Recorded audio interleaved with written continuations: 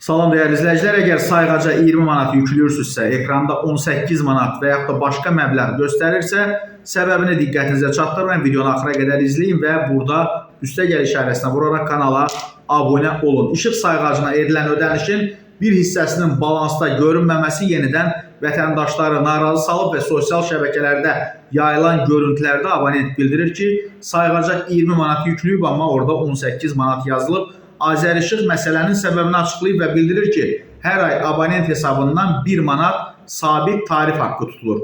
Fevral ayında bəzi istifadəçilərdən bu məbləğ çıxılmadığı üçün mart ayında edilən ilk ödəniş zamanı 2 ayın fevral və mart aylarının sabit tarifləri birlikdə hesabdan silinib, yəni yadlarından çıxartmayıblar.